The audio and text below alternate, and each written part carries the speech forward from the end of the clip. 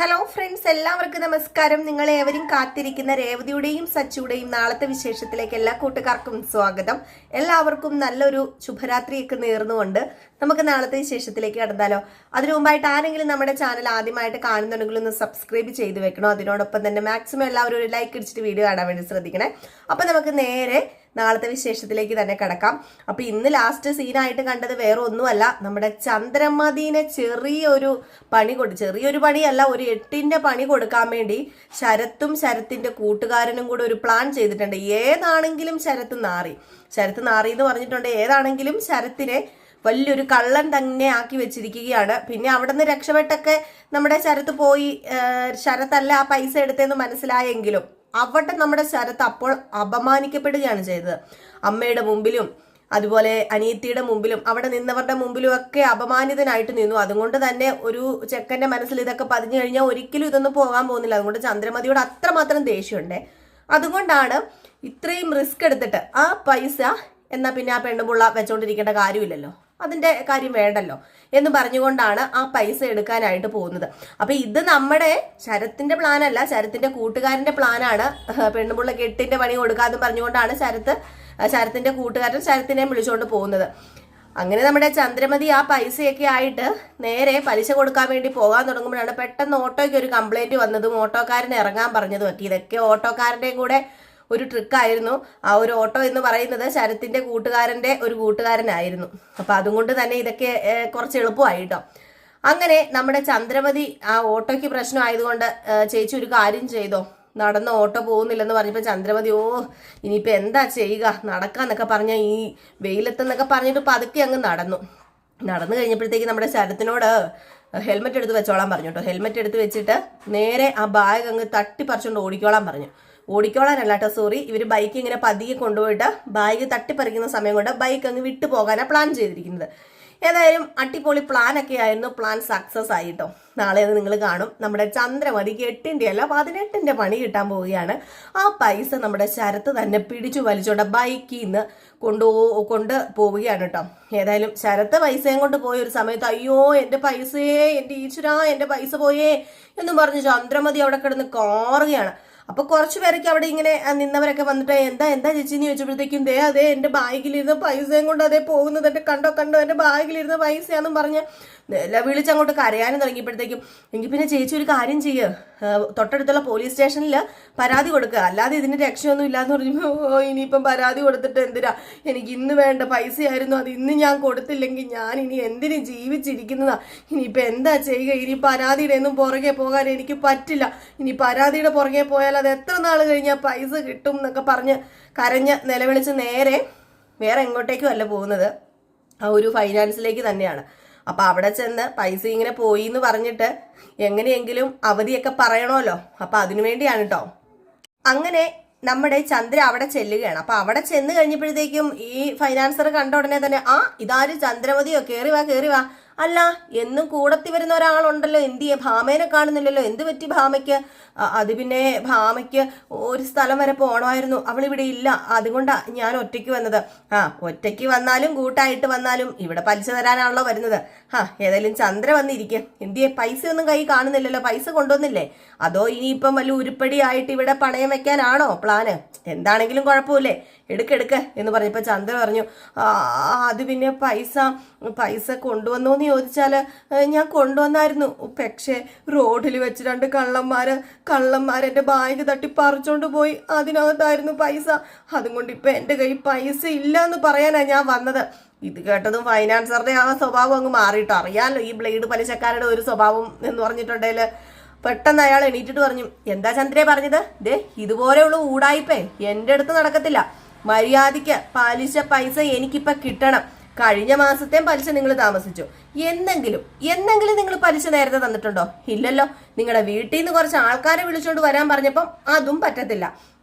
എനിക്കൊരു കാര്യമേ പറയാനുള്ളൂ, കള്ളൻ പിടിച്ചു പറിച്ചോ എന്ത് ചെയ്തോ എന്നൊന്നും എനിക്കറിയണ്ട, എനിക്ക് എന്റെ പൈസ കിട്ടിയേ തീരൂ. ഇതുപോലെയുള്ള പല അടവുകൾ എടുക്കുന്ന പല സ്ത്രീകളെയും പുരുഷന്മാരെയും ഞാൻ മെരുക്കിയിട്ടുണ്ട്, എനിക്കറിയാം മെരുക്കാന്. അതുകൊണ്ട് ചന്ദ്രയ്ക്ക് ഇവിടെ നിന്ന് പോണമെങ്കിൽ ഞാൻ പറയുന്നത് പോലെ ചെയ്യണം. അതുകൊണ്ട് പൈസ എടുത്ത് ഇവിടെ വെക്ക, എന്നിട്ട് പൊക്കോ. അല്ലെങ്കിലേ ഇവിടെ ഒരു സ്പെഷ്യൽ റൂമുണ്ട്. ഈ പലിശ തരാത്തവരെയൊക്കെ ആ റൂമിലാണ് പിടിച്ചിടുന്നത്. അല്ല, ചന്ദ്രയ്ക്ക് അത്ര നിർബന്ധമാണെങ്കിൽ ഒരു കാര്യം ചെയ്യാം, ആ റൂമിലേക്ക് കൊണ്ടുപോകാം. അയ്യോ, അങ്ങനെ പറയല്ലേ. ഞാൻ എന്ത് ചെയ്യാനാ? സത്യമായിട്ടും എന്റെ മോനാണേ സത്യം. ആ പൈസ കള്ളന്മാരടിച്ചോണ്ട് പോയി. ആ കള്ളന്മാരുടെ തലയിൽ ഇടുത്തി വീഴുള്ളൂ.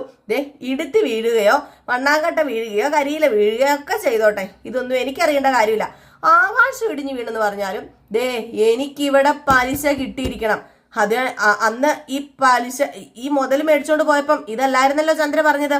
മാസാമാസം നിന്റെ മരുമകൾക്ക് പൈസ കിട്ടുമെന്നോ ബ്യൂട്ടി പാർലർ തുടങ്ങാനാണെന്നൊക്കെ പറഞ്ഞിട്ട് നിന്റെ മരുമകൾ നിനക്ക് പൈസ തരുന്നില്ലേ? എനിക്ക് പിന്നെ കുടുംബക്കാരി ഒന്നും അറിയേണ്ട കാര്യമില്ല, പൈസ വെക്കാൻ പറഞ്ഞു.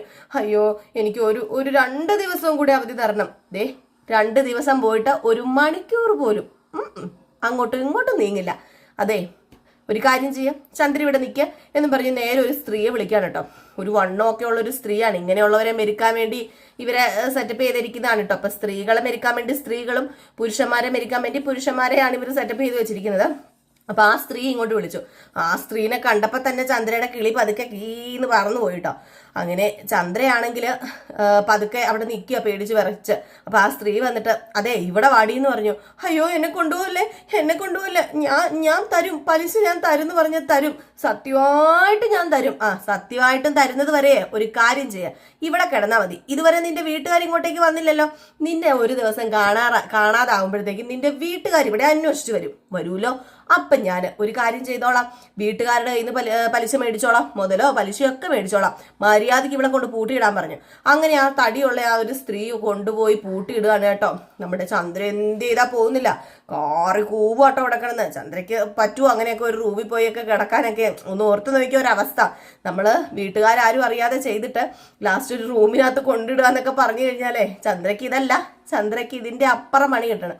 അങ്ങനെ ആ ഒരു പെണ്ണുപിള്ള റൂമിനകത്തേക്ക് വലിച്ചെറിഞ്ഞിട്ട് വാതിലങ്ങോട്ട് അടച്ചു.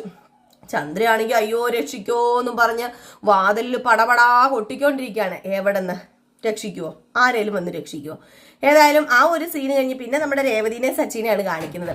അങ്ങനെ നമ്മുടെ സച്ചി രേവതിനെ വീട്ടിലാക്കാൻ പോവുകയാണല്ലോ. അപ്പൊ സച്ചി രേവതിനെ വീട്ടിലാക്കാൻ പോകുന്ന ആ ഒരു സമയത്ത് പെട്ടെന്ന് ഇവര് ചെറിയ റൊമാൻസ് ഒക്കെ ഉണ്ട് കേട്ടോ. ഇപ്പം കുറച്ച് റൊമാൻസ് കൂടുതലാണ് രണ്ടുപേർക്കും. എനിക്ക് തോന്നുന്നു ഇത് ഇവരുടെ ട്രിക്കാണെന്ന്. നമുക്ക് ഈ റൊമാൻസ് എങ്കിലും കണ്ട് നമ്മൾ ഈ കഥയൊന്ന് കാണുമല്ലോ എന്ന് ഓർത്തിട്ടായിരിക്കാം ഇവർ ഈ റൊമാൻസ് ഇപ്പൊ കൊണ്ടുവച്ചത്. നമ്മുടെ ഗോമതി പ്രിയ ഉണ്ടായിരുന്നപ്പോൾ ഇത്ര റൊമാൻസ് ഒന്നും വെച്ചിട്ടില്ലായിരുന്നു ഇവര്. അപ്പൊ ഈ റൊമാൻസ് കാണുമ്പോൾ നമ്മളെ പിടിച്ചു നിർത്താൻ പറ്റുന്ന ഇവർക്കൊരു ചെറിയതുണ്ട്. അപ്പൊ അതായിരിക്കാം. ഏതായാലും സീരിയൽ അല്ലേ, നമുക്ക് കണ്ടല്ലേ പറ്റൂ. അപ്പൊ അതുകൊണ്ട് തന്നെ നമ്മുടെ ഗോമതി പ്രിയ നമ്മുടെ രേവതിനെയും സച്ചിനെയും കാണിക്കുന്നത്. അങ്ങനെ രേവതി സച്ചി വണ്ടി പോകുമ്പോഴത്തേക്കും പെട്ടെന്നൊരു ഫോൺ കോൾ വന്നിട്ട് സച്ചിക്ക് ഒരു ഓട്ടം വിളിക്കുക. ആരോ ഒരാൾ ഓട്ടം വിളിച്ചു. അപ്പം ഇപ്പൊ വരാ സാറേ, എവിടെയാ സാറേ എന്ന് ചോദിച്ചപ്പോഴത്തേക്ക് ഇന്ന സ്ഥലത്താന്നൊക്കെ പറഞ്ഞപ്പോൾ ഫോൺ കട്ട് ചെയ്തു. ഫോൺ കട്ട് ചെയ്തിട്ട് രേവതിയോട് പറഞ്ഞു, രേവതി ഒരു കാര്യം ചെയ്യും, നീ എനിക്കൊരു ഉപകാരം ചെയ്യുമെന്ന് ചോദിച്ചപ്പോൾ എന്താ സച്ചി ചേട്ടാ? അത് പിന്നെ വേറൊന്നുമല്ല, നീ ഏതായാലും വീട്ടിലേക്ക് പോവല്ലേ ഇപ്പം, എങ്കിൽ പിന്നെ നീ ആ ഒരു ഫൈനാൻസറുടെ അടുത്ത് പോയി പലിശ കൊണ്ട് കൊടുത്തിട്ട് വീട്ടിലേക്ക് ചെല്ല്, എന്നാ വലിയൊരു ഉപകാരമായേനെ. എനിക്കൊരു ഓട്ടം വന്നിട്ടുണ്ടെന്ന് പറഞ്ഞപ്പോൾ അതിനിപ്പോൾ എന്താ സച്ചേട്ടാ? എങ്കിൽ പിന്നെ താങ്ക് യു രേവതി എന്ന് പറഞ്ഞപ്പോൾ താങ്ക് യുവോ? എന്തിനാ താങ്ക് യു ഒക്കെ പറയുന്നത്? അങ്ങനെ താങ്ക് യു പറയാനുള്ള തരത്തിലുള്ള ബന്ധമാണോ നമ്മൾ തമ്മിലുള്ളത്? സച്ചേട്ടന് ചെയ്യാൻ പറ്റാത്ത കാര്യം ഭാര്യയായി ഞാൻ ചെയ്യുന്നു, അതിനൊരു താങ്ക്സ് ഒക്കെ വേണോ? ഒരു നന്ദി വാക്കിന്റെ അതൊക്കെ ഉണ്ടോ എന്ന് ചോദിച്ചപ്പോൾ ഓ ഇല്ലല്ലേ, എങ്കിൽ പിന്നെ സോറി എന്നിങ്ങനെ പറഞ്ഞു കേട്ടോ. എന്നിട്ട് ഏതായാലും നമ്മുടെ രേവതി ഒരു ഓട്ടോ വിളിച്ച് സച്ചി നേരെ കയറ്റി വിടുകയാണ്. അപ്പോൾ ഓട്ടോ വിളിച്ച് വിടാന്നൊക്കെ പറഞ്ഞു കേട്ടോ. ഓട്ടോയ്ക്കുള്ള പലിശ പൈസയും ഒക്കെ കൊടുത്ത് നമ്മുടെ രേവതിനെ സച്ചി ഓട്ടോ വിളിച്ച് നേരെ ഫൈനാൻസറുടെ അടുത്തേക്ക് വിടുകയാണ്, ഫൈനാൻസിലേക്ക് വിടുകയാണ്. സച്ചി അവിടെ ചെന്ന് ഇറങ്ങുന്നു. സച്ചി അല്ല കേട്ടോ, രേവതി അവിടെ ചെന്ന് ഇറങ്ങുന്നു. രേവതി പതുക്കെ ഇറങ്ങി പതുക്കെ ഇതിനകത്തേക്ക് കയറി പോവുകയാണ്. ആ ഒരു ഫൈനാൻസിന്റെ അകത്തേക്ക് കയറി ചെന്നപ്പോൾ തന്നെ അവിടെ ഭയങ്കര ബഹളം കേൾക്കാട്ടോ. അയ്യോ എന്നെ തുറന്നു വിടോ എന്ന് പറഞ്ഞപ്പം ശ്രദ്ധിക്കുന്നുണ്ട് കേട്ടോ നമ്മുടെ രേവതി. എന്നിട്ട് നമ്മുടെ രേവതി മൈൻഡ് ചെയ്യാതെ നേരെ അകത്തേക്ക് തന്നെ വീണ്ടും കയറി പോവാണ്. അങ്ങനെ അകത്തേക്ക് കയറി ചെന്നതും രേവതിനെ കണ്ട ഉടനെ തന്നെ അയാൾ ചോദിച്ചു, അല്ല നല്ല പരിചയം ഉണ്ടല്ലോ, അല്ല ഈ കൊച്ചിനെ എവിടെയോ കണ്ടിട്ടുണ്ടല്ലോ. അത് പിന്നെ ഞാന് സച്ചിയുടെ ഭാര്യ രേവതിയാന്ന് പറഞ്ഞു. ഓ ഓ ഓ അന്ന് അമ്പലത്തിൽ വെച്ച് അന്ന് കൊച്ചല്ലേ വന്നത്? ആഹാ, എന്ത് പറ്റി? സച്ചിനെ കാണുന്നില്ലല്ലോ, എന്താ പറ്റിയത്? അത് പിന്നെ സച്ചിയേട്ടന് കുറച്ച് ഓട്ടവും തിരക്കും ഒക്കെ ആയിരുന്നു, അപ്പൊ അതുകൊണ്ടാണ് ഞാൻ പലിശ തരാൻ വന്നതാന്ന് പറഞ്ഞപ്പം ആണോ? സച്ചിനെ കണ്ടിട്ട് ഒത്തിരി ആയല്ലോ, അവന് ഭയങ്കര തിരക്കായല്ലേ? അന്നും കൊച്ചു പറഞ്ഞത് അവന് ഭയങ്കര തിരക്കാണെന്നാ. ഏതായാലും അവന് തിരക്കാണെങ്കിലും എനിക്ക് പൈസ കിട്ടിയാൽ മതി, എനിക്ക് പിന്നെ പൈസ തരാൻ പറഞ്ഞു. അങ്ങനെ രേവതി പൈസയൊക്കെ കൊടുത്തു. പൈസ കൊടുത്തോണ്ടിരുന്ന സമയത്താണെങ്കിൽ ഭയങ്കര ഒച്ചപ്പാടും ബഹളവും കേട്ടോ. എന്നെ തുറന്നു വിടോ, എന്നെ തുറന്നു വിടോ, എന്നെ രക്ഷിക്കോ, എന്നെ തുറന്നു വിടോ എന്ന് പറഞ്ഞ് ഭയങ്കര കാർച്ച ചന്ദ്ര. അപ്പൊ രേവതി ഇങ്ങനെ ശ്രദ്ധിച്ചു കഴിഞ്ഞപ്പോഴത്തേക്ക് നല്ല പരിചയമുള്ള സ്വരം. അപ്പൊ രേവതി വീണ്ടും ഇങ്ങനെ കാതി ഇങ്ങനെ കൂർപ്പിക്കുന്നുണ്ട്. അപ്പം സാർ അതെന്താ ഒച്ച കേൾക്കുന്നതെന്ന് ചോദിച്ചപ്പോ അതൊക്കെ ഇവിടെ പതുവാ, അതൊക്കെ ഇവിടെ കണ്ടില്ല കേട്ടില്ല, അതൊക്കെ നടിച്ചങ്ങ് കണ്ടടച്ചങ്ങ് ഇറങ്ങി പോയാൽ മതിയെന്നേ. ഒരു സ്ത്രീയാന്നേ, ആ സ്ത്രീ പൈസ തന്നിട്ടില്ല. അതുമല്ല, ആ സ്ത്രീയുടെ വീട്ടുകാരറിയാതെയാണ് പ്രമാണം ഇവിടെ കൊണ്ട് പണയം വെച്ചേക്കുന്നത്. പലിശയായിട്ട് ഇന്ന് വരാൻ പറഞ്ഞപ്പോഴത്തേക്കും പലിശയില്ല, ആ പൈസ ആരോ കട്ടോണ്ട് പോയെന്നും പറഞ്ഞ് എൻ്റെ അടുത്ത് അടവുമായിട്ട് വന്നേക്കുക. എൻ്റെ അടുത്ത് അടവ് വല്ലതും നടക്കുവോ? ഒരിക്കലും ഇല്ല. അതുകൊണ്ട് ആ സ്ത്രീനെ പൂട്ടിയിട്ടേക്കുക. അയ്യോ ഇത് തെറ്റല്ലേ, ഇങ്ങനെയൊക്കെ ചെയ്യുന്നത് തെറ്റല്ലേ ചേട്ടാന്ന് ചോദിച്ചപ്പം ഇത് തെറ്റോ? അല്ല, എൻ്റെ കയ്യിൽ നിന്ന് പൈസ മേടിച്ചുകൊണ്ട് പോയിട്ട് അതിന് പലിശ തരാത്തത് തെറ്റല്ലേ? അത് തെറ്റല്ലേ? അത് തെറ്റാണെങ്കിൽ പിന്നെ ഇതും തെറ്റൊക്കെയാണ്. ഏതായാലും തെറ്റ് ശരിയൊന്നും എനിക്കില്ല. എൻ്റെ പൈസ എനിക്ക് കിട്ടിയിരിക്കണം. അത് എന്തൊക്കെയാണെന്ന് പറഞ്ഞാലും, ഇപ്പം ആര് ചത്തുപോയി എന്ന് പറഞ്ഞാലും എൻ്റെ പൈസ എനിക്ക് കിട്ടണം. ഞാനിവിടെ വെറുതെ ഒന്നും അല്ല പലിശയ്ക്ക് പൈസ കൊടുക്കുന്നത്. ഇങ്ങോട്ടേക്ക് പൈസ മേടിക്കുന്നതേ ഞാൻ കഷ്ടപ്പെട്ടാണ്. അത് ഇതുപോലെയുള്ള ചില അവസരങ്ങളൊക്കെ ചിലപ്പം വരും. ചിലപ്പം ഗുണ്ടകളെ വെച്ച് അടിക്കേണ്ടിയൊക്കെ വരും. അല്ല, അതൊക്കെ കൊച്ചിനോട് ഞാൻ എന്തിനാ പറയുന്നത്? കൊച്ചൊരു കാര്യം ചെയ്യുക, പലിശ തരാമെന്നല്ലേ, പലിശ തന്നെങ്കിൽ കൊച്ചു പൊക്കോ എന്ന് പറഞ്ഞു. ഏതായാലും നമ്മുടെ രേവതിനെ അവിടുന്ന് നേരെ പറഞ്ഞു വിടുവാണ്. അപ്പൊ പെട്ടെന്ന് അവിടെ ഒരു സ്ത്രീ ഇരിക്കുന്നുണ്ടപ്പോഴത്തേക്കും ആ സ്ത്രീയോട് നമ്മുടെ രേവതി ചോദിച്ചു, അല്ല എന്തിനാ ആ സ്ത്രീയെ ഇങ്ങനെ പൂട്ടിയിടുന്നത്, തുറന്നു വിട്ടൂടെ എന്ന് ചോദിച്ചപ്പോഴത്തേക്കും ഇങ്ങനെയുള്ള പല കാഴ്ചകളും ഇവിടെ നിന്നാ കാണേണ്ടി വരും, കൊച്ചൊരു കാര്യം ചെയ്തു പൊക്കോളാൻ പറഞ്ഞു. അങ്ങനെ രേവതി ഇറങ്ങിപ്പോകാൻ തുടങ്ങിയപ്പോൾ വീണ്ടും ഭയങ്കര കാറിച്ചയും ബഹളവും ഒച്ചപ്പാടും ഒക്കെ കേൾക്കുന്നു. അപ്പൊ രേവതി ഇത് അമ്മയുടെ സ്വരമല്ലേ, ഇത് അമ്മയുടെ സ്വരമാ, ഇത് അമ്മ തന്നെയാ എന്ന് പറഞ്ഞ് നേരെ അവിടെ ആ റൂമിന്റെ അവിടെ ചെന്ന് ആ ജനലിലൂടെ നോക്കിയിട്ട് ഇങ്ങനെ എത്തി ഒലിഞ്ഞ് നോക്കിയപ്പോഴത്തേക്കും നമ്മുടെ രേവതി നോക്കിയപ്പോഴത്തേക്കും കറക്റ്റ് ചന്ദ്ര നിൽക്കുന്നു. എൻ്റെ പൊന്നടാവേ, പറയാനുണ്ടോ? ഈശ്വര, ഇത് അമ്മയല്ലേന്ന് നമ്മുടെ രേവതി. അപ്പൊ രേവതിനെ നമ്മുടെ ചന്ദ്ര കാണുകയും ചെയ്തു. ചന്ദ്ര പെട്ടെന്ന് കണ്ണു തള്ളിയിട്ട് നീ എന്താടി ഇവിടെ എന്ന് ചോദിച്ചപ്പോഴത്തേക്കും അല്ല അമ്മ എന്താ ഇവിടെ, അത് പിന്നെ നീ ഇപ്പൊ പോകാൻ നോക്കാൻ പറഞ്ഞു. ഇല്ല, ഞാൻ അമ്മേനെ കൊണ്ടേ പോകത്തുള്ളൂ. അമ്മേനെ എന്തിനാ ഇവര് പൂട്ടിയിട്ടേക്കണത്? അപ്പൊ അമ്മയാണോ പലിശ കൊടുക്കാനുള്ളത്? അപ്പൊ അമ്മ ഇവിടുന്ന് പൈസ എടുത്തിട്ടുണ്ടോ? നിന്നോട് മര്യാദയ്ക്ക് പോകാനല്ലേ രേവതി പറഞ്ഞത്? നീ ഇവിടെ നിന്ന് പോകാൻ നോക്ക്, ഞാൻ ഇവിടുന്ന് എങ്ങനെയെങ്കിലും വന്നോളാം, ഒന്ന് പോടി ഇവിടുന്ന് എന്നും പറഞ്ഞ് നമ്മുടെ ചന്ദ്ര. രേവതി അങ്ങനെ വിട്ടുകൊടുക്കുമോ? രേവതിക്ക് അങ്ങോട്ട് പേടിയായി. കാരണം ഇത് പൂട്ടിയിട്ടേക്കോ ചെയ്യുന്നു. ഒരു സ്ത്രീ അങ്ങനെ പൂട്ടിയിടാനൊന്നും പാടില്ല. ഏതാണെങ്കിലും കെട്ടിയവന്റെ അമ്മയാണല്ലോ, നമ്മുടെ രേവതി സഹിക്കുവോ? രേവതി ഓട്ടനെ സച്ചിനെ വിളിച്ചിട്ട് അതേ സച്ചേട്ടൻ, എനിക്കൊരു കാര്യം പറയാനുണ്ട്. ഞാൻ ഈ ഫൈനാൻസറുടെ അടുത്ത് വന്നപ്പം എന്താ പറ്റി? അയാൾ എന്തെങ്കിലും പറഞ്ഞു നിന്നെ? എന്നെ ഒന്നും പറഞ്ഞില്ല. ഇവിടെ അമ്മേനെ പൂട്ടിയിട്ടേക്കുക. ഏതമ്മേനെ? അല്ല നിന്റെ അമ്മേനെയോ അതോ നിന്റെ ബന്ധത്തിലുള്ള ആരെങ്കിലോ? അല്ല, സച്ചേട്ടന്റെ അമ്മേനെ. എന്റെ അമ്മേനെയോ? അതെന്തിനാ പൂട്ടിയിട്ടേക്കുന്നത്? എന്തോ അമ്മ എന്തൊക്കെയോ ഇവിടെ പണയം വെച്ചിട്ടുണ്ടെന്നോ, പ്രമാണം പണയം വെച്ചിട്ടുണ്ടെന്നോ, അത് പണയം വെച്ച് പൈസ എടുത്തിട്ടുണ്ടെന്നോ ഒക്കെയാ പറയുന്നത്. അതിന്റെ പലിശ ഒന്നും കൊടുത്തിട്ടില്ലെന്നൊക്കെയാ പറയുന്നത്. അതുകൊണ്ട് അയാളാ ഇവിടെ പൂട്ടിയിട്ടിരിക്കുന്നത് അമ്മേനെ. ഓ ഓ ഓ ഓ ഓ അങ്ങനെ വരട്ടെ. ഏതായാലും നീ അവിടെ നിൽക്കുക, അച്ഛനെ വിളിക്കട്ടെ, അച്ഛനെ വിളിച്ച് കാര്യം പറയണം. അച്ഛനെ വിളിച്ചിട്ട് കാര്യം പറഞ്ഞിട്ട് അച്ഛനും കൂടി അങ്ങോട്ട് വരട്ടെ എന്നും പറഞ്ഞ് നമ്മുടെ സച്ചി രണ്ടും കൽപ്പിച്ച് രവീന്ദ്രനെ വിളിക്കുവാണ് കേട്ടോ.